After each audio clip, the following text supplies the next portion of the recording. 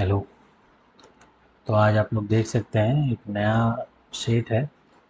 इसमें अपन कुछ रीजनिंग के और कुछ मैथ्स के क्वेश्चन देखेंगे। मैथ्स के 25 क्वेश्चन और रीजनिंग के बेसिकली 6-7 क्वेश्चन देखेंगे।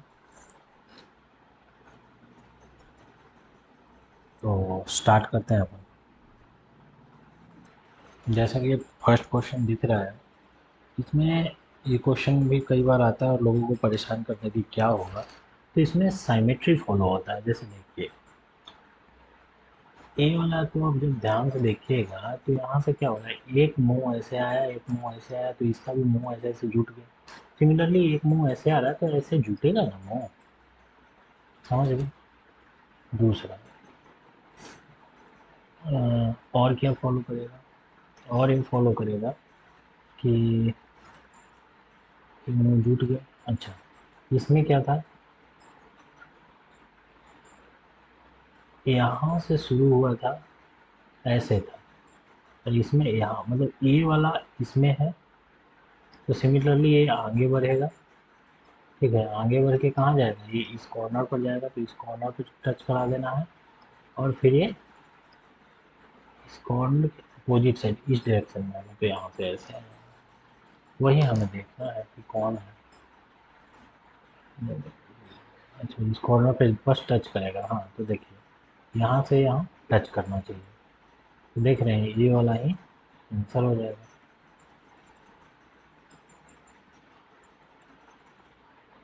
ऑप्शन में और कोई तो है नहीं, तो ये वाला फर्स्ट ही आंसर हो जाएगा। नेक्स्ट देखते हैं। इसको देखिए, यहाँ से क्या हो रहा है, एफ से डी हो रहा है। मैं थोड़ा चैलेंजिंग क्वेश्चन को सोल्व कराना चाहता हूँ। एफ से डी हो रहा है मतलब कितना, दो घट रहा है। एच से एफ हो रहा है मतलब दो घट रहा है। के से आई हो रहा है मतलब दो घट रहा है। दो दो घटा देना, वो से दो घटाएंगे तो क्या हो जाएगा, एम एन ओ, तो ये वाला आंसर हो जाएगा। नेक्स्ट देखते हैं। ये क्वेश्चन है इंग्लिश में, इसका हिंदी वर्जन है, ये रहा इंग्लिश वर्जन। तो पॉज करके पढ़िए, इसको सोल्व करते हैं। क्या कर रहा है कि फयाज का जो भाई है ना, 22 अप्रैल को जन्म लिया है, और उस दिन कौन सा दिन है, वेंसडे है। तो श्रेया का बर्थडे कौन से दिन होगा यदि वो 2 अक्टूबर को जन्म लिया। पहले वाले वीडियो में हम बता चुके हैं कि देखो भाई, अपने को इतना ही आइडिया होना चाहिए कि जनवरी, फरवरी, मार्च, अप्रैल, मई, जून, 6 महीना हुआ। जून से ऐसे डिवाइड कर देने का, जुलाई, अगस्त, सितंबर, अक्टूबर, नवंबर और दिसंबर। ठीक है। जनवरी कितने का होता है, 31 या 28 या 29। मार्च कितने का होता है, फिर 31 या 30, फिर 31 या 30। ऐसे ही तो होता है। और इसमें दो 31 हो जाता है। फिर सिमिलर 30, 31, 30, 31, यही ना होता है। इस चीज़ को याद रखना है कि भाई 31, 30, 31, 30 ऐसे होता है बार बार। अब देखिए, अप्रैल की बात चल रही है, अप्रैल की बात चल रही है, और उसमें 12 अप्रैल ख़त्म हो गया, तो बचा कितना, 18 अप्रैल। 18 अप्रैल में जब 7 से डिवाइड करेंगे तो कितना बचेगा, +4। यहाँ यदि 7 से डिवाइड करेंगे तो +3। यहाँ यदि 7 से डिवाइड करेंगे तो +2। यहाँ यदि 7 से डिवाइड करेंगे तो +3, +3 और सेप +2। और अक्टूबर में कहाँ तक जाना है, 2 अक्टूबर तक जाना है, तो अपन सिर्फ +2 ही लिखेंगे। पहुँच गए अक्टूबर। अब इन सबको जोड़ देना है। 4 3 7 2 9 3 12 3 15 2 17 2 19। 19 में भी जब 7 से डिवाइड करेंगे तो 5 रिमाइंडर बचेगा। मतलब अभी जो भी दिन चल रहा है उससे 5 दिन एक्स्ट्रा 2 अक्टूबर आएगा। यदि अभी वेंसडे है, 5 दिन एक्स्ट्रा क्या हो जाएगा, Thursday, Friday, Saturday, Sunday, Monday. 1 2 3 4 5 Monday हो जाएगा। नेक्स्ट देखते हैं। ये पेपर फोल्डिंग वाले में भी कई लोगों को प्रॉब्लम होती है, तो इसमें भी क्या कैसे होता है। जैसे देखिए, ये आधा कटान है, मतलब यहाँ पे एक कटान यहाँ पे एक ऐसे काटा गया और यहाँ पे एक काटा गया है ना। और इसको जब ऐसे मोड़ा होगा तो क्या हुआ होगा, बेसिकली बताइए। जब इसको ऐसे मोड़ा होगा, यहाँ से ऐसे इसको पूरा कर दिया गया होगा, पूरा किया होगा, ये जो कटान है यहाँ से ऐसे हो गया होगा, है ना। और और क्या हुआ होगा, ये जो कटान है ये वाला जो एरिया है यहाँ पे आ जाएगा, तो यहाँ पे भी एक ऐसे हो जाएगा। हाँ, तो इतना ही समझना है कि ये ऐसे हो जाएगा, ये ऐसे हो जाएगा, तो फिर तो कुछ है ही नहीं। तो इसको पूरा खोलिएगा तो ये कंप्लीट हो जाएगा, और ये नीचे वाला यहाँ ऊपर चला जाएगा, ये जो है यहाँ आ जाएगा, है ना। इसको इधर इधर खोलिएगा तो ये कंप्लीट हो जाएगा, ये कंप्लीट हो जाएगा, और ये जो है यहाँ पे ऐसे हो जाएगा, और इधर यहाँ हो जाएगा, और यहाँ पे ये हो जाएगा, कंप्लीट हो गया बस। तो यही आकृति तो मैच कर रही है, देखिए ये हो गया, टेंशन। नेक्स्ट देखते हैं। कई बार ये क्वेश्चन भी लोगों को प्रॉब्लम करता है, तो इसका इंग्लिश वर्जन में है, हिंदी वर्जन में है। इसमें कुछ नहीं करना होता है, सबको पहले जोड़ देना होता है, सबको जोड़ देने का।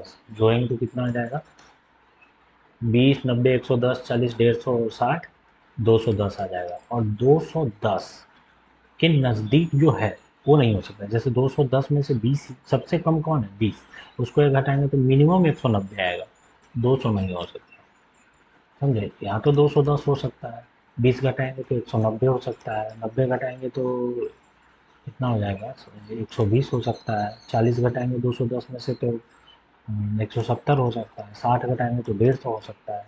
तो ये सब तो है, लेकिन 110, 200 नहीं हो सकता। तो ये बहुत ईजी होता है कि कौन सा संयोजन नहीं बन सकता है कॉम्बिनेशन से, तो 200 नहीं बन सकता है। नेक्स्ट देखते हैं, इसको देखिए। इंग्लिश में ये रहा, हिंदी में ये रहा। देखिए इसमें कुछ नहीं है, 45 में से यदि 11 को घटा लिया जाए तो कितना बचेगा। 45 में से 11 को घटाइएगा 34, और 34 के संख्याओं को 3 और 4 को जोड़िएगा तो यही 7 कर दिया है। सिमिलरली 59 में से 34 को घटाएं तो कितना आ गया, 5 और 2 25, और 25 को जोड़े तो 7 हो गया। 55 में से 4 को घटाएंगे तो 51, और 5 और 1 को जोड़ेंगे तो 6 हो जाएगा। नेक्स्ट देखते हैं, इस क्वेश्चन को देखिए, डिस्टेंस वाला है। डिस्टेंस वाले में मतलब लोगों को प्रॉब्लम होता है, तो इसका इंग्लिश वर्जन भी देख लीजिए, ये है। हिंदी वर्जन तो देख ही लिए, तो देखिए सॉल्व करते हैं। आप लोग कमेंट करके बताइए कौन सा हिंदी वर्जन या इंग्लिश वर्जन, जो भी ठीक है उस पर हम लोग काम करते हैं। तो दोनों सेम ही है, वो दोनों में कुछ बेसिक अंतर नहीं है, लैंग्वेज समझ में आना चाहिए बस। जैसे एक पॉइंट होगा तो पॉइंट से सी और डी निकलते हैं, और सी दक्षिण, दक्षिण का मतलब क्या होता है, नीचे। दक्षिण में 9 किलोमीटर गया, सी पहुंचा है। उसके बाद फिर अपनी बाईं ओर, नॉर्मली बाईं ओर किधर है, इधर है, और दाईं ओर किधर है, इधर है। लेकिन जब आप उल्टी डायरेक्शन में होते हैं ना, तो बाईं ओर इधर हो जाता है और दाईं ओर इधर हो जाता है। तो वो अपनी नॉर्थ दक्षिण दिशा में यात्रा करता है, और फिर अपनी बाईं ओर मुड़ता है। अब बाईं इधर ना होकर इधर होगा, और कितना जाता है, अन्य 11 किलोमीटर गया, यहाँ पे पहुँच गया। डी पूर्व में 3 किलोमीटर जाता है, डी को दूसरे कलर से दिखाते हैं, डी अपना पूर्व इधर है, 3 किलोमीटर गया। और फिर दक्षिण की ओर मुड़ जाता है और 5 किलोमीटर जाता है, और दक्षिण का मतलब यहाँ से यहाँ 5 किलोमीटर गया, है ना। और फिर बाईं ओर मुड़ जाता है, नीचे की ओर जाएगा तो बाईं ओर इधर हो जाएगा, और अतिरिक्त 8 किलोमीटर जाता है। तो ये 3 गया है यहाँ से यहाँ, 8 और जाएगा, तो 8 के नहीं जा रहा है, ये हो गया टोटल ही जा रहा है, तो लगभग इसके एकदम बिल्कुल सामने रहेगा। तो बोल रहा है डी के, अब देखो ये कितना है, ये 5 है, ये टोटल कितना था, 9 था, तो यहाँ से यहाँ का दूरी कितना हो जाएगा, 4 का, है ना, 4 किलोमीटर का। डी सी के स्पंदन में कहाँ है, अपना सी यहाँ पे है, डी यहाँ पे है। डी कहाँ है, सी से उत्तर की ओर है, 4 किलोमीटर उत्तर हो जाएगा, है ना। यही आंसर हो गया। नेक्स्ट देखते हैं, इस क्वेश्चन को देखिए। एक जो कॉन्क्लूजन वाला क्वेश्चन होता है उसमें लोगों को बहुत प्रॉब्लम होता है। इंग्लिश वर्जन इसका ये है। तो देखिए, कह क्या रहा है कि मध्य रात्रि के बाद स्ट्रीट लाइटें को बंद कर देना चाहिए। एक मतलब वो दे रहा है अपना सुझाव दे रहा है। अब उसमें तर्क ये है कि नहीं, आंकड़े बताते हैं, जहां आंकड़ा आ गया, जहां डेटा आ गया, समझिए वो सही होगा। क्योंकि आखिरी की बात कर रहा है, ज़्यादा लॉजिकल लगता है। आखिरी बताते हैं कि स्ट्रीट लाइटों को बंद कर दिया जाता है तो अपराध की दुर्घटना बढ़ जाती है। तो इसका मतलब तर्क वन सही है। तर्क नहीं, हाँ चूंकि आधी रात के बाद कम वाहन चलेंगे, महंगी बिजली बर्बाद होगी। तो ये कोई लॉजिक नहीं ना है, ये कोई आंकड़ा नहीं है, ये एक सजेशन हो सकता है जो सही नहीं है। तो केवल वन हो जाएगा इसका आंसर। जहाँ आंकड़ा आ गया, जहाँ डेटा आ गया, वो स्टेटमेंट हमेशा सही होता है। नेक्स्ट, अब चलिए मैथ देखते हैं। मैथ की कुछ क्वेश्चन है, इसको पढ़िए। इसका इंग्लिश में ये रहा, पढ़ने के बाद बनाइए। चलिए अब हम बताते हैं। देखिए, को ये कोऑर्डिनेट ज्योमेट्री, और कोऑर्डिनेट ज्योमेट्री का बहुत सुंदर सा कॉन्सेप्ट है कि देखो, यदि कोई लाइन है, कोई भी लाइन है, कोई भी लाइन है, हमको पता नहीं कौन सा लाइन है, कोई भी लाइन होना चाहिए बस। कोई भी लाइन है, कल हम बताए थे कि कोई भी लाइन है और उससे यदि कोई दूसरी लाइन आके मिलती है तो दोनों के बीच जो एंगल बनता है थीटा, बहुत ध्यान से देखिएगा, उसको tan थीटा कहेंगे। और tan थीटा बराबर क्या हो जाता है, यदि इसका स्लोप m1 है और इसका स्लोप m2 है तो tan थीटा बराबर होता है m1 माइनस m2 बटा 1 प्लस m1 डॉट m2। बहुत डिटेल्स में बता रहे हैं, ठीक है। ये एंगल हो जाता है। अब यदि एक दूसरे, यदि सपोज करिए थीटा जीरो हो जाए, यदि थीटा जीरो हो जाए, जीरो कब होगा, जब दोनों लाइन पैरेलल होगा। यदि थीटा जीरो हो जाए तो टाइम जीरो का वैल्यू कितना आ जाएगा, टाइम जीरो हो जाएगा जीरो। तो m1 माइनस m2 बराबर 1 प्लस m1 डॉट m2 बराबर m1 माइनस m2 बराबर जीरो हो जाएगा, क्योंकि थीटा से गुना होगा तो m1 बराबर m2 हो जाता है। इससे हम क्या समझते हैं कि यदि दो लाइन पैरेलल है तो दोनों का स्लोप हमेशा बराबर होगा, m1 और m2 बराबर होगा, ठीक है। एक कॉन्सेप्ट समझ लें। दूसरा कॉन्सेप्ट इसी में क्या है, जो देखिए कि सपोज करिए कि लाइन पैरेलल ना होकर परपेंडिकुलर हो जाए। मतलब थीटा कितना हो जाए, थीटा यदि 90 डिग्री हो जाए, थीटा 90 डिग्री हो जाए तो tan 90 का मान कितना होता है, tan 90 का मान होता है इनफाइनाइट। इनफाइनाइट का मतलब क्या, किसी भी चीज़ के बटे में जीरो, तभी इनफाइनाइट होता है। तो हम कहेंगे कि इनफाइनाइट का मतलब क्या हुआ कि m1 माइनस m2 बटा 1 प्लस m1 m2 बराबर 1/0 में ले लेते हैं। तो ये कितना है तो नहीं पता, ये अनडिफाइंड रहेगा, x/0। लेकिन ये पता है कि ये के नीचे जीरो ही आना है, तो 1 प्लस m1 m2 बराबर हम कहते हैं कि कितना हो जाएगा, जीरो ही आएगा। तो m1 और m2 का जो मल्टीपल होगा वो -1 हो जाता है, ठीक है, -1 हो जाता है। तो हम कह सकते हैं कि m1 यदि कहेगा -1/m2, और यदि m2 कहेगा तो -1/m1। समझ गए, परपेंडिकुलर के सिचुएशन में इस चीज़ को याद रखना ही पड़ेगा कोऑर्डिनेट ज्योमेट्री में, ठीक है। तो अब हमें कहा क्या रहा है, हमारा कंसेप्ट में क्या है कि एक लाइन है, एक लाइन है जो इसके पर, इस लाइन पे परपेंडिकुलर है, और यहाँ पे y को काटता है -3 पे, -3 पे। तो उस लाइन का इक्वेशन क्या होगा, यही ना है। देखिए, सबसे पहले इस लाइन को समझिए डिटेल्स में, इस लाइन को समझिए। हम चाहते हैं एक एक कॉन्सेप्ट क्लियर हो जाए, इसके के लिए इतना एफर्ट लगा रहे हैं। इस लाइन का मतलब क्या है, यदि हम इसको कहें कि एक लाइन है जो एक्स वाई, यहाँ पे यदि जीरो पुट कर दो, एक्स बराबर कितना हो गया 6/5, और यदि एक्स जीरो पुट कर दो, वाई बराबर कितना आ जाएगा 2। मतलब वाई एक पॉइंट यहाँ है और एक पॉइंट यहाँ है। आपको पता होगा कि वाई है पॉजिटिव में होता है, एक्स है पॉजिटिव में होता है, या वाई है नेगेटिव में होता है, ये एक्स इधर नेगेटिव में होता है। लगभग ये लाइन ऐसे जाता है, और ये जो लाइन हमें खींचने के लिए कह रहा है वो ऐसे जाएगा, और कहता है कि ये लाइन इसके परपेंडिकुलर है। ये जो लाइन ड्रॉ की है, कौन सा लाइन है, ये लाइन है 5x प्लस 3y बराबर 6, ठीक ना। और इसके यदि हम एक लाइन ऐसे खींचे जो इस लाइन पर परपेंडिकुलर है, तो इस लाइन का इक्वेशन क्या होगा, बस यही बात है, यही बात है कि नहीं। हम कहेंगे भाई साहब, ये जो आपको लाइन दिया हुआ है 5x प्लस 3y/6, y बराबर 6, हम कहेंगे कि इसका स्लोप क्या है। स्लोप निकालने के लिए हमेशा क्या करना पड़ता है, y बराबर mx प्लस c के फॉर्म में इक्वेशन को लाना पड़ता है। ये standard equation of straight line है। किसी भी सरल रेखा का स्टैंडर्ड इक्वेशन यही होता है। तो इसको उस फॉर्म में लाएंगे तो क्या हो जाएगा, 5x माइनस 6 बराबर 3y। तो y बराबर कितना आ जाएगा, 5/3 x माइनस 2, है ना। तो हमने देखा कि यहाँ स्लोप कितना हो गया, स्लोप हो गया 5/3। अब भी हम पीछे पढ़े थे कि यदि दो लाइन एक दूसरे पर परपेंडिकुलर हो, दोनों का स्लोप का गुणनखंड कितना होता है, -1। यदि m1 5/3 है तो दूसरा जो लाइन परपेंडिकुलर है उसका हम m2 मान लें तो -1, तो m2 बराबर कितना हो जाएगा, -3/5। तो दूसरा जो ये लाइन खींचने वाले हैं इसके परपेंडिकुलर, इसका स्लोप कितना आ गया, -3/5। समझ गए इतना, इसका स्लोप निकल गया। अब स्टैंडर्ड इक्वेशन ऑफ क्या होता है लाइन का, y बराबर एम एक्स प्लस सी, वाई बराबर एम एक्स प्लस सी, वाई का वाई, एम कितना निकाल दीजिए, -3/5, एक्स का एक्स, और सी, सी निकालेंगे।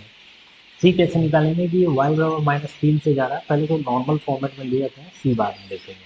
तो क्या हो गया, 5 से इधर गुना हो जाएगा, तो 5y बराबर सी -3y कर सकते हैं, -3x, 5y बराबर सी -3x। अब ये लाइन यहाँ से भी गुजरता है, कहाँ से गुजरता है, y बराबर -3 से। इसका मतलब यहाँ पे x कितना होगा, x 0 होगा। यदि इसमें c का वैल्यू हम निकालना चाहते हैं, x को 0 पुट करें तो c -0 बराबर y कितना है, -3 पुट करें, -15। c बराबर कितना आ गया, -15।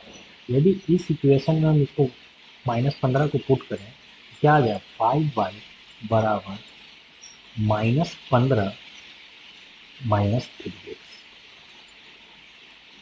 और 5 बराबर -15 -3x। एक सेकेंड, तो इसको यदि हम सोल्व करते हैं तो क्या आ जाता है कि 5y प्लस 3x बराबर -15, ये आ जाता है। यदि हमने कहीं गलती नहीं किया होगा तो यही इसका आंसर है, 5y प्लस 3x बराबर -15, ये हो जाना चाहिए। हाँ, आई थिंक इसका आंसर ये आ रहा था। तो ये कैसे आ रहा था, जो देखिए हमने कहीं तो कुछ गलती किया है, शुरू से क्या किया, 5x प्लस 3y बराबर 6, 5x प्लस 3y बराबर 6, तो 5x माइनस 6 बराबर 3y। नहीं, ये जब इधर आएगा और ये इधर आएगा तो ये माइनस में ना हो जाएगा, तो यहाँ 5x माइनस माइनस -5/3 आ जाना चाहिए था सुनो, समझ गए ना। तो इसको जब बनाइएगा, चलिए फिर से बना के बताएंगे फिर। देखिए फिर से बताते हैं, इसका स्लोप कितना होगा, हम कहेंगे 3y बराबर 6 माइनस 5x, y बराबर 2 -5/3। स्टैंडर्ड इक्वेशन क्या होता है, y बराबर एम एक्स प्लस सी। यहाँ m के जगह पर कितना है, जो x में लगा हो, m के m1 के जगह पर कितना है, -5/3। पीछे हमने पढ़ा कि देखो भैया दो लाइन भी परपेंडिकुलर है, तो m1 डॉट m2 बराबर -1।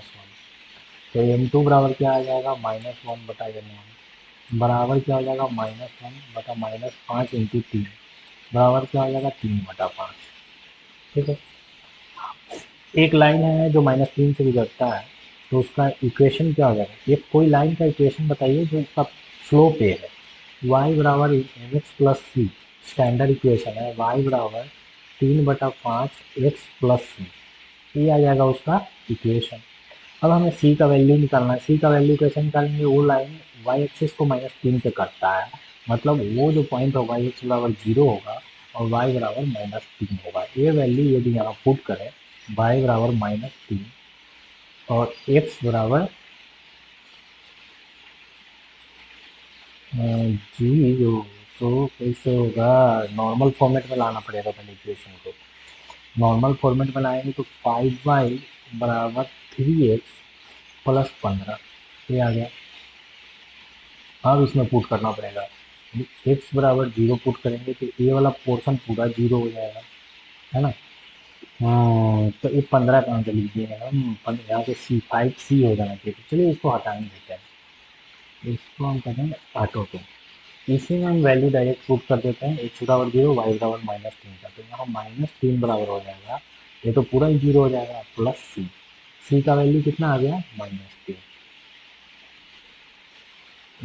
C का वैल्यू आ गया -3। यही चीज़ को यहाँ पुट कर देंगे तो क्या हो जाएगा, y बराबर 3/5x अब -3। यही इक्वेशन हो गया। 5 से गुना करेंगे तो 5y बराबर 3x माइनस 15।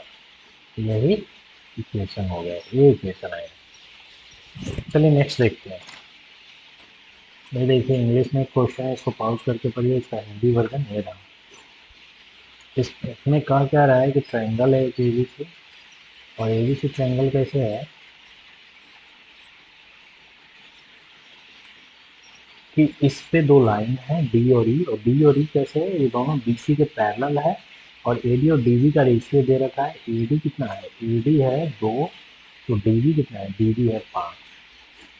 तो यदि हमने बताया है कि देखिए होता क्या है कि ये जो दोनों ट्रायंगल बन रहा है ना, ये दोनों ट्रायंगल मतलब ए डी ई और बड़ा triangle A B C, A similar हो जाएगा, और सिमिलर होगा तो ए डी यदि 2 है, ए डी कितना हो जाएगा, 2 और 5 7। ये दोनों सिमिलर ट्रायंगल का एरिया का जो रेशियो होता है, area of A B E बटा area of A B C, area का जो सिमिलर ट्रायंगल का रेशियो होता है उनके कॉरस्पॉन्डेंस जो साइड है, मान लीजिए ए डी बटा ए बी, के स्क्वायर के रेशियो के बराबर होता है। एरिया ऑफ ए डी कितना हो जाएगा, D E, triangle A B C, सीधे सीधे लिखता है। ए डी कितना है, ए डी 4 है, 2 है 2, और ए बी कितना है 7 है, 2 और 7 का स्क्वायर 4/49। मतलब यदि इसका क्षेत्रफल 4 है तो इस पूरा का क्षेत्रफल 49 है, तो इसका क्षेत्रफल कितना हो जाएगा, 45। वही पूछ रहा है बी डी सी का क्षेत्रफल क्या है, जब ए डी का क्षेत्रफल 8 है। अभी 4 ना होकर यदि 8 हो जाए, ये 45 ना होकर 45 3 का 90 हो जाएगा, तो 90 आंसर हो गया। नेक्स्ट देखते हैं। ये देखिए क्वेश्चन है, इसका इंग्लिश वर्जन है, चलिए इसको बनाते हैं। क्या कर रहा है कि एक आदमी 9 किलोमीटर प्रति घंटा की बजाय इतना चलने लगे। बताइए स्पीड है, आप यदि अपनी स्पीड को बढ़ा दीजिएगा, 9 से 15 कर दीजिएगा, तो ऑफकोर्स डिस्टेंस भी इसी रेशियो में तय करिएगा। पर 3 किलोमीटर अधिक चलता है, मतलब टाइम फिक्स है इसका।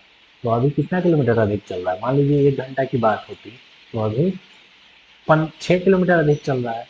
हमें 3 किलोमीटर, अभी कितना किलोमीटर अधिक चल रहा है, 6 किलोमीटर, हमें इसको 3 किलोमीटर लाने के लिए 2 से डिवाइड करना पड़ेगा। इसको यदि 4.5 कर दें तो इसको 7.5 हो जाएगा। अब देखिए अब कितना का डिफरेंस आ गया, अब 3 का डिफरेंस आ गया। तो उसके द्वारा वास्तविक गति से तय की गई दूरी कितना थी, 4.5 किलोमीटर, आधा घंटा में तय करता है। नेक्स्ट देखते हैं, इसका वैल्यू निकालना है। अब इसका वैल्यू निकालने के लिए वो वैल्यू याद होना चाहिए साइन कॉस का। साइन 30 का वैल्यू कितना होता है, 1/2 माइनस √2। कॉस 30 का वैल्यू कितना होता है, √3/2। अब कितना हो जाएगा, 1/2 माइनस √6/2। कितना आ गया, 1 में से √6 को घटा दीजिए, 2 से डिवाइड कर दीजिए, है ना। नहीं आ रहा, 1 में से √6 को घटा के 2 से डिवाइड कर दीजिए, ये आंसर हो गया। नेक्स्ट देखते हैं, इसको पढ़ेंगे। इंग्लिश में ये क्वेश्चन ये है, और इसको सोल्व करते हैं। देखिए क्या कहता है कि ए के पास जो संपत्ति है ना वो 5/7 टाइम्स है बी के संपत्ति के, मतलब ए के पास जो संपत्ति है वो बी के संपत्ति का 5/7 भाग है। इतना समझ में आ जाए। और बी के पास जो संपत्ति है वो सी के पास जो संपत्ति है वो 10/7 टाइम है बी के संपत्ति के। और सी के पास जो संपत्ति है वो बी के संपत्ति का 10/7 टाइम है। अब यहाँ भी 20/7, यहाँ भी 20/7, कुछ करने की ज़रूरत नहीं है। मतलब हम कह सकते हैं यदि ये भैया 5 है तो बी 7 है, सी 10 है। तो बताइए what is the ratio of C wealth and A wealth. C का वेल्थ 10 है और ए का वेल्थ 5 है, रेशियो क्या आ गया, 2 और 1 का। यदि ये बराबर नहीं होता तो यहाँ बराबर करते, ऊपर नीचे गुना करते हैं, सेम रेशियो मिलाते हैं। नेक्स्ट देखते हैं, ये देखिए इंग्लिश में है और ये रहा हिंदी वर्जन। क्या करता है कि 4 संख्या है लगातार और चारों का औसत 64 है। हम मान लेते हैं कि 2 3 4 है, ज़्यादा दिमाग नहीं लगाना है। 4 क्रमागत विषम संख्या है। विषम संख्या के लिए क्या होना चाहिए, 1 हो, 3 हो, 5 हो और 7। ठीक। तो चारों का औसत दिया हुआ है। औसत कौन निकलता है, जो देखिए औसत का मतलब होता है बीच में, बीच में जो होता है वही औसत होता है। इधर से इसको औसत नहीं लेते हैं, इसको औसत नहीं लेते, ये दोनों के बीच में कौन है, 5 और 3 8 के बीच में 4 है। 4 ही औसत है। अभी 4 का वैल्यू दिया हुआ है 64, 1 का वैल्यू हो जाएगा 16। मुझसे पूछ रहा है सबसे बड़ी संख्या क्या है, तो सबसे बड़ी संख्या क्या हो जाएगा, 4 का वैल्यू हो गया 64, 1 का वैल्यू हो गया 16। बताइए तो गड़बड़ ना हो जाएगा, ऐसे 7 का तो निकाल नहीं सकते हैं। इसका मतलब क्या है, हमको अंडरस्टूड करना पड़ेगा। ये काम नहीं करेगा कि 7 का वैल्यू निकाल दो तो गड़बड़ हो जाएगा ना। ये हमको अंडरस्टूड करना पड़ेगा कि अच्छा 64 जो है 4 के ही अनुरूप है, मतलब यहाँ पे क्या होगा, 63 होगा, यहाँ पे 65 होगा, यहाँ पे 61 होगा और यहाँ पे 67 होगा। बड़ा सबसे बड़ी संख्या का मान क्या है, 67। अंडरस्टूड करना पड़ेगा कैसे, कि अच्छा ये दोनों के बीच में 4 आता है तो किसके बीच में 64 आएगा, 63 और 65 के बीच में, क्योंकि लगातार विषम संख्या है। तो नेक्स्ट ये पढ़िए, इसका इंग्लिश वर्जन ये है। चलिए बनाते हैं। एक संख्या है, ठीक ना, सम ऑफ अ टू फ्रैक्शन। कोई फ्रैक्शन है, मतलब कह रहा है कि यदि एक्स है वो फ्रैक्शन, तो इसका दो गुना कर दीजिएगा ना, और 3 टाइम इस रेसिप्रोकल को घटाइएगा। सम सम सम सम करा है, मतलब इसका रेसिप्रोकल एक्स का क्या हो जाएगा, 1/x। और इसका 3 टाइम का मतलब इसमें 3 से गुना करने तो 3/x। तो जोड़िएगा तो 29/3 आना चाहिए। तो इसको हम कैसे बनाते हैं, इस तरह के क्वेश्चन डायरेक्ट ऑप्शन से 2/x बराबर 2/9 लेते हैं, तो यहाँ 4/9 प्लस 2/9 लेते हैं, 9 ऊपर चल जाएगा 27/2। एक बात बताइए, ये 29/3 लगभग कितने के बराबर है, ये लगभग है 8। 8 के बराबर, नहीं नहीं, 9 9 9 9 या 27 या 10 के बराबर कर सकते हैं। यहाँ देख रहे हैं, इसको जोड़िएगा तो कभी 10 के बराबर आएगा, ये 13 14 ऐसे ही हो गया, ज़्यादा आएगा ना। 5/4 ले लेते हैं। इसमें यदि हम 5/4 पुटअप करें, क्या हो जाएगा, 5/4 पुटअप करें तो 5 दूनी का 10/4। और इसमें 5/4 पुटअप करें, 5 नीचे 4 ऊपर 12/5। ये कितना हो जाएगा, देखिए ये लगभग आ गया कितना, 2। और ये कितना है, 2 2 4, बहुत कम रह जाता है। इसको पुटअप करके देखते हैं। ऑप्शन से ही बनाना पड़ेगा इसको। 4/5 को पुटअप करेंगे, 4 दूनी का 8/5। और प्लस 3 का 3, एक ऊपर चला जाएगा 5, 4 नीचे आ जाएगा। 8/5 प्लस 15/4, ये कितना आता है, लगभग 4। और ये कितना आएगा, ये 4 1 5 ही रह गया। ऑफकोर्स यही वाला आंसर होगा। करके देख लेते हैं। 9/2 पुटअप करेंगे तो 9/2, 2 से 2 कट जाएगा 9, और प्लस 9/2 पुटअप करेंगे तो 3/9 और 2 ऊपर चला जाएगा, इससे इसको काटना पड़ेगा। तो 9 प्लस 2/3 लगभग 10 के आसपास आ रहा है, यही 10 है। देख लेते हैं, 9 × 27 2 29/3 आ गया आंसर। नेक्स्ट देखते हैं, इसको पढ़िए। का हिंदी वर्जन मेरा है। गणेश 100 रुपये पैसा लगाता है। सावधि जमा का मतलब क्या हो, कंपाउंड इंटरेस्ट, जो हर साल बढ़ते हैं। पहले साल का रेट ऑफ इंटरेस्ट 5% है, दूसरे साल का रेट ऑफ इंटरेस्ट 15% है, और 2 साल बाद उसको इतना रुपया मिलता है, तो इसका मान क्या है ना। हम क्या कहेंगे, सिंपल शब्दों में कहें तो 100 रुपया लगाया, पहले साल 5% का मतलब क्या होता है, 1/20। 5% का मतलब 5/100 का मतलब 1/20, मतलब पहले साल पैसा 21/20 हो जाना है। एक्स में 21/20 से गुणा कर दिया। दूसरे साल 15%, 15% का मतलब 15/100, इसका मतलब 3/20। तो दूसरे साल में इसको पैसा 23/20 हो जाना है, इसमें फिर 23/20 से गुणा कर देंगे। और ये जब 2 साल बाद देखा तो 9660 रुपया है। एक्स का वैल्यू क्या है, यही सोल्व करना है। 23 से काटा जाए, 23×2 = 46, 23 69, 23 × 4 = 92। 4 से लगाया जाए तो यहाँ 92 आ जाएगा। यहाँ बचेगा 4, यहाँ 6 जीरो लिख देते हैं। 23×2 = 46, ये कट गया। 420 मतलब ये कट गया। अभी 21 से 21×42, 20 मतलब ये कट गया। एक्स बराबर कितना आ गया, ये 4 को नीचे और 20 में 8 हो जाएगा। नेक्स्ट देखते हैं, इसको पढ़िए, हिंदी में है और इसका इंग्लिश वर्जन ये रहा। देखिए क्या कहता है कि दो पॉइंट हो, दो कोई भी पॉइंट हो, यदि ए और बी दो पॉइंट है ना, और ये दोनों के बीच की दूरी यदि x1 y1 है और इसका कोऑर्डिनेट x2 y2 है, तो दोनों के बीच का जो डिस्टेंस होगा ना डी बराबर हो जाता है √x2 में से x1 को घटा दीजिए, उसका स्क्वायर कर दीजिए और जोड़ दीजिए, फिर y2 में से y1 को घटा के स्क्वायर कर दीजिए, तो वही हो जाएगा। अब यहाँ क्या दिया हुआ है, हिंदी में भी कर देते हैं। मेन प्रॉब्लम ये है ना कि हिंदी इंग्लिश बहुत सारे लोगों को समझ में नहीं आता है। अब देखिए दूरी डी बराबर कितना दिया हुआ है, 13, अंडर रूट 2 में से के घटा लेते हैं, 2 माइनस के का स्क्वायर, प्लस 7 में से -5 घटा लेते हैं, 7 में से -5 घटाइएगा तो डूब ना जाएगा, 7 × 12 हो जाएगा, 12 का स्क्वायर। अब देखिए क्या हो जाएगा, 2 माइनस के का स्क्वायर प्लस 12 का स्क्वायर बराबर 13।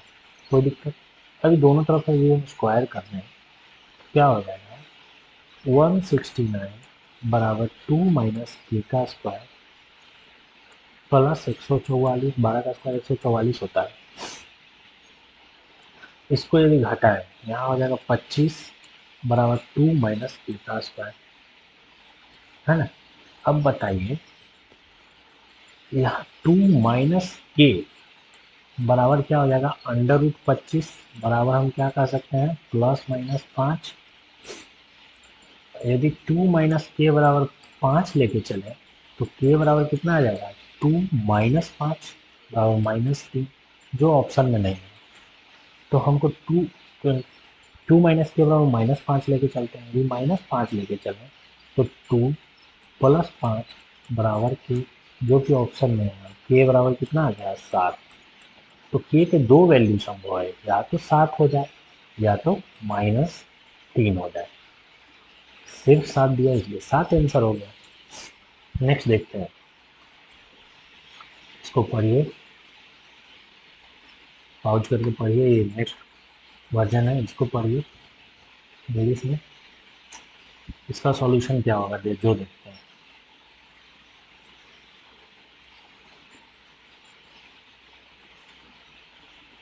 देखिए 100 रुपया का शर्ट है, एक शर्ट खरीदता है, एक शर्ट खरीदा 100 रुपया का, cost price sorry mark price दे देते हैं, 100 रुपया मार्क है, इसको सेल कर दिया ये 10 रुपये में, 10 रुपया कम में, मतलब 90 रुपये में सेल कर दिया, डिस्काउंट दिया यहाँ 10 रुपया। 3 गो पतलून खरीदा, सबका दाम है 300 रुपया मार्क प्राइस, और ये दे दिया 20% छूट, 300 का 20% कितना होता है, 60 रुपया होता है ना, 60 रुपया कम में, मतलब 240 में दे दिया। यहाँ कितना, यहाँ छूट मिला है 60 रुपया। तो बताइए टोटल डिस्काउंट कितना है, हम कहेंगे कि देखिए 100 रुपया का ही है, 3 को खरीदा 300 रुपया का, तो 900 रुपया का ना हो गया, 3 से इसमें गुना होगा तो 720, और टोटल छूट गया है 180। बताइए कितना का सामान हुआ, 900 का ही और 100 रुपया का ही, 1000 का सामान था, उसको खरीदे हम लोग कितना में, 720 से 90, 810 में खरीदे, छूट कितना मिला है, 180 और 10, 190 रुपया छूट मिला है, कितना से, 1000 से। बताइए कितना डिस्काउंट परसेंटेज हुआ, 00 से 00 19% का डिस्काउंट। एक तो ऐसा बना सकते हैं, नहीं तो दूसरा ऐसा ही सोच सकते हैं, ये थोड़ा शॉर्ट है। यहाँ 100 रुपया का था, यहाँ 300 रुपया का था। हम मान लीजिए ये 1 रुपया का है, ये 3 रुपया का है। 1 रुपया के एक शर्ट खरीदा हमने, एक तो कितना परसेंट छूट मिला? 10%। यहाँ 3 रुपया के 3 शर्ट खरीदा, मतलब 9 रुपया का सामान खरीदा, और यहाँ कितना परसेंट छूट मिल रहा है? 20%। इसी को जोड़ दीजिए, 10 प्लस 9, 180 अब बटा 9 आया 10 सामान बटा 10, 190/10 का मतलब 19%। नेक्स्ट देखते हैं, तो इसको देख लीजिए, इसका इंग्लिश वर्जन ये रहा, सेम ही है। एक्स का वैल्यू क्या होगा, यही ना। अब देखिए इसको सॉल्व करने के लिए क्या करेंगे, 4 × 2x बटा 5 है, बटा 5 और -3/2। इसको बंद कर दीजिए, इसको भी बंद कर दीजिए, इस सब में 3 से डिवाइड करके 7/5 और जोड़ दीजिए, तो 37/5 आ जाएगा। पहले हम कर रहे हैं कि भाई 7/5 इधर आके इससे तो घट, तो 37/5 में से जब 7/5 को घटाइएगा तो 30/5 आ जाएगा, मतलब ये 6 आ जाएगा। इधर तो समझ में आ गया कि इस एरिया का वैल्यू 6 है, इतना बराबर हम 6 लिख सकते हैं। पर यहाँ कितना वैल्यू है, यहाँ है 4, पूरा 4, सॉरी, हाँ 4 2x/5 -3/2, इतना सब के बटे में 3 कर दीजिएगा तो 6। अभी 3 को इधर से डिवाइड गुना कर देंगे तो 6×3 18, हम इस 3 को गायब कर देते हैं, यहाँ आ गया 18, 6 को भी गायब कर देंगे, यहाँ कितना आ जाएगा 18। अब ये 4 से इसको डिवाइड कर दें तो कितना आ जाएगा 9/2, है ना। अभी बचा कितना, ये बचा 2x/5 -3/2 बराबर 9/2। भाई इसको इधर ले आए तो यहाँ +3/2 हो जाए, 9×3 = 12/2 का मतलब 6। तो अभी हमारे पास कितना बचा, 2x/5 बराबर 6, तो x बराबर कितना बचा, 15। ये आंसर हो जाएगा। नेक्स्ट देखते हैं, इस क्वेश्चन को देखिए, इसका रिफ्लेक्शन पॉइंट पूछ रहा है कि रिफ्लेक्शन पॉइंट कहाँ होगा। हिंदी में पूछ रहा है कि प्रतिबिंब बताओ बाबू। देखिए हमने पहले भी बताया है कि कुछ नहीं होता है यहाँ,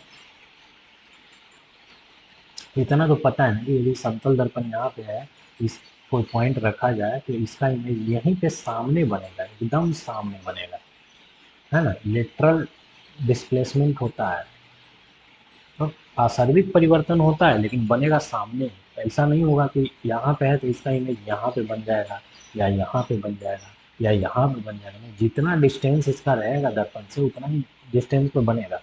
अब देखिए y बराबर -2 एक पॉइंट लाइन है, y बराबर -2 लाइन का मतलब क्या होगा कि -2 से जाता है, माइनस, ये है y बराबर -2 लाइन, मतलब क्या है, यहाँ पे -2 है, एक्स वैक्स से कोई मतलब नहीं है। एक पॉइंट है 4 और 3, x बराबर 4 का मतलब यहाँ ले लेते हैं, y बराबर -3 का मतलब और नीचे यहाँ ले लेते हैं।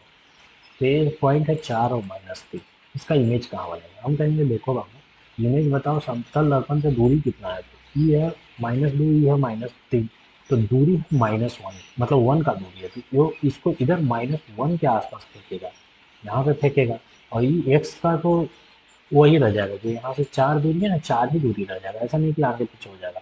बस वाई का जो कोऑर्डिनेट है वो -1 हो जाएगा, क्योंकि ये यहाँ से 1 डिस्टेंस है, यहाँ से भी 1 डिस्टेंस है, ये वाई बराबर -1, एक्स बराबर 4, 4 और -1। यदि इतना ना समझ में आए तो जो यहाँ पे y दिया हुआ हो, बहुत इजी बता रहे हैं, यदि यहाँ पे y बराबर -2 दिया हुआ हो तो y को घटाइए, कितना डिफरेंस है, 1 का डिफरेंस है, इसमें से 1 घटा देना है, -2 कर देना है, सॉरी क्या बोलते हैं, 1 नहीं घटाना है, मतलब इसमें से इसको घटा देना है, इसमें से इसको घटाएंगे तो कितना आएगा, माइनस। अब देखिए डिफरेंस कितने का है, समझिए इस चीज़ को। हम कैसे समझाएं, हाँ, जैसे देखिए इसमें से -3 में से इसको -2 को घटा दीजिए, -3 में से -2 को घटा दीजिए, कितना आएगा -3 + 2 कितना आएगा -1। बस यहाँ पे y बराबर -1 हो जाएगा, x का वर्जन वही रह जाएगा। ये सेम यदि अपोजिट रहता, यदि ये रहता x बराबर -2, तो हम क्या करते हैं, इसमें से जो 4 है में से इसको घटा देते हैं -2 को, 4 और 2 6 हो जाता, मतलब x 6 हो जाता और y वाला वैसे ही रह जाता। जो जिस रेखा के सामने उसको घटा देना है और अगला जो है x या y वो ऐसे ही रह जाएगा। समझ रहे हैं? नेक्स्ट देखते हैं, इसको देखिए, इसमें एक ट्रायंगल बनना है जहाँ z पे 60 डिग्री है और y पे राइट एंगल है। x y z में y पे राइट एंगल है और z 60 डिग्री है और जेड एक्स 9√3 है। अब देखिए इतना यदि यहाँ पे 60 डिग्री बन जाए तो याद रखना tan 60 बराबर कितना होता है, √3/1। ये √3 होगा, ये 1 होगा और ये 2 हो जाएगा। यही रेशियो में इस ट्रायंगल का सारा साइड है। तो अब निकाल देना, यदि जेड हमारा जेड एक्स कितना है, ये इसका जेड एक्स कितना दे रहा है 9√3, हमें वाई जेड निकालना है। वाई सॉरी हमारा जेड एक्स तो ये है, हमारा जेड एक्स 2 है, इसका जेड एक्स है 9√3। हमको वाई जेड पूछ रहा है, हमारा वाई जेड कितना है 1 है, तो इसका वाई जेड कितना हो जाता है 9/2√3।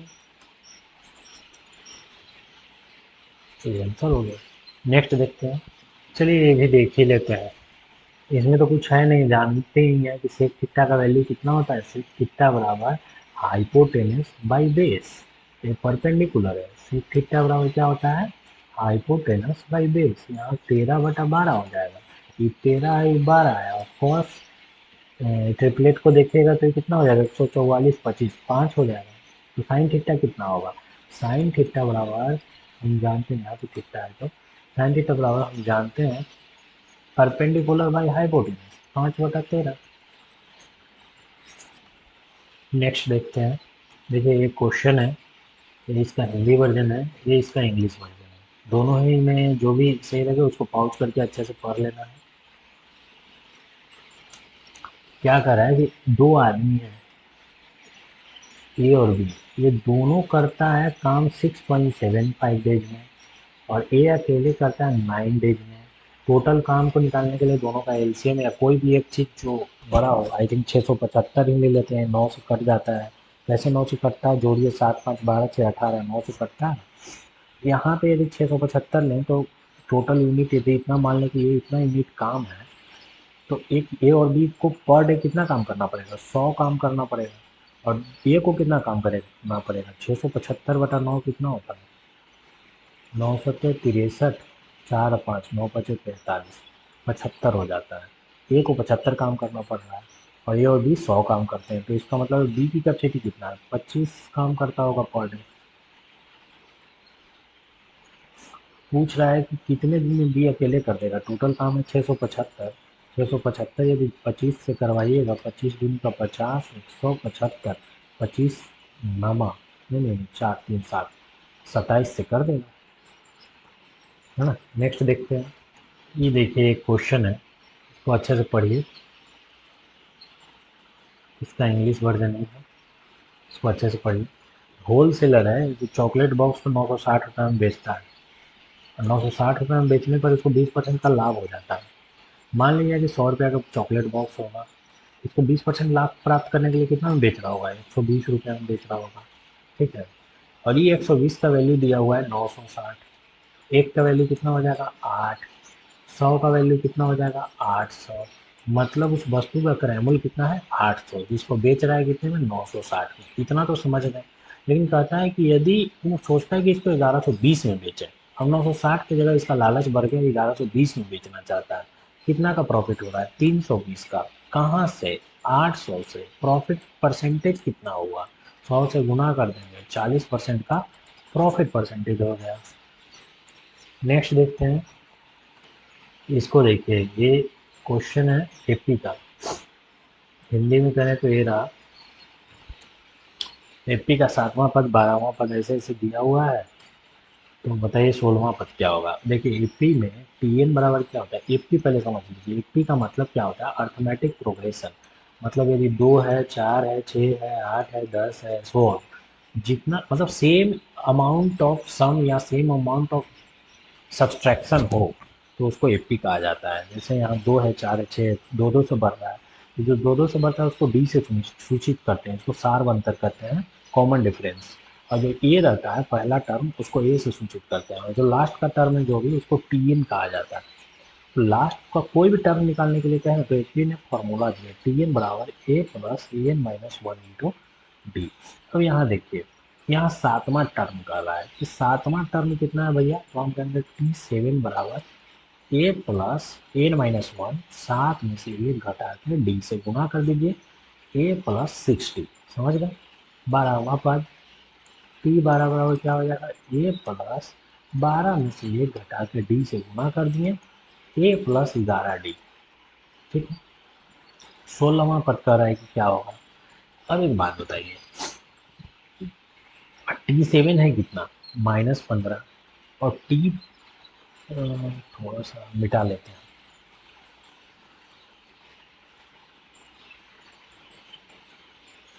टी सेवन है कितना, इतना बराबर -15 लिख देते हैं और इतना बराबर 5 लिख देते हैं।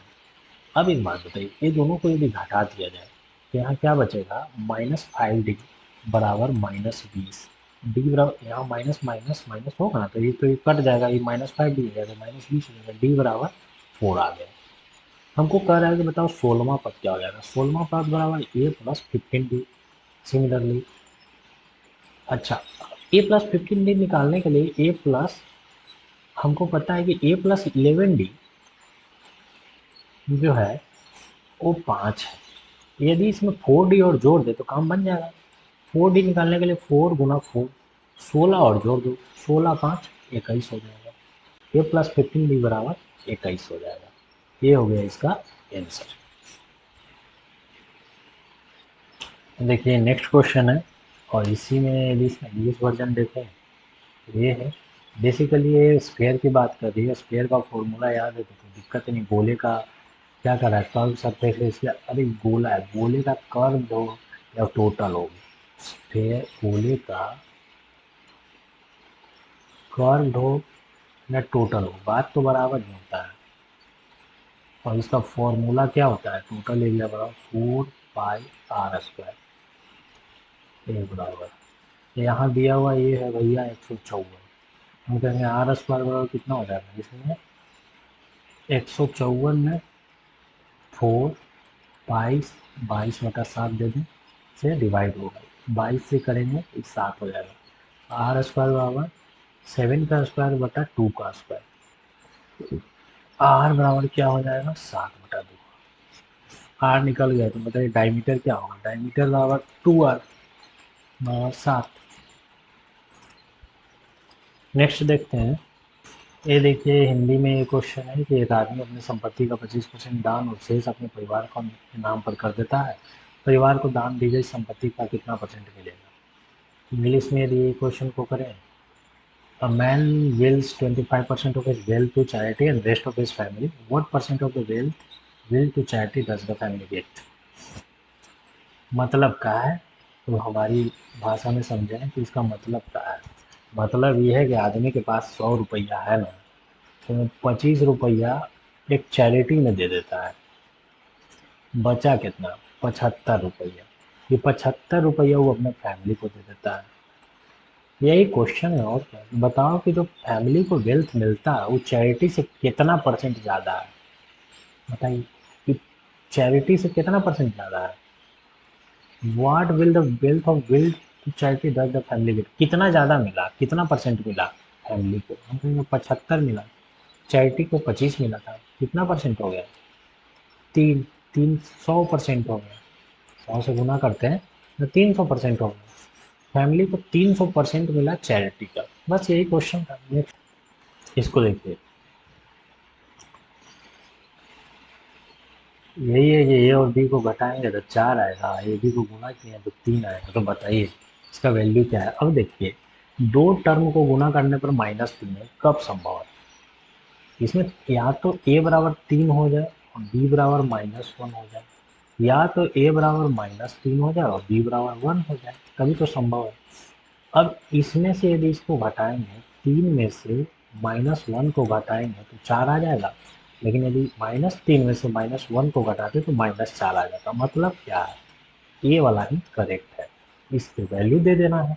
ए क्यू का मतलब 27 माइनस बी क्यू माइनस 1 का क्यू का मतलब 27 माइनस -1 बराबर 28। या तो ऐसे बना सकते हैं, नहीं तो फिर फॉर्मूला लगाइए। A cube minus b cube बराबर क्या होता है जी, ए माइनस बी का whole cube plus 3ab into a minus b. A minus b कितना है, 4 है, 4 का होल क्यू कर दीजिए +3, और ए बी का मतलब -3, और ए माइनस बी कितना है, नॉर्मल 4, कितना आ जाएगा प्लस 3 3 9 36, 36 माइनस में, और यहाँ 64, 64 में से 36 को घटाइएगा कितना बचेगा 28। तो या तो इसको फॉलो करिए। चलिए, थैंक यू।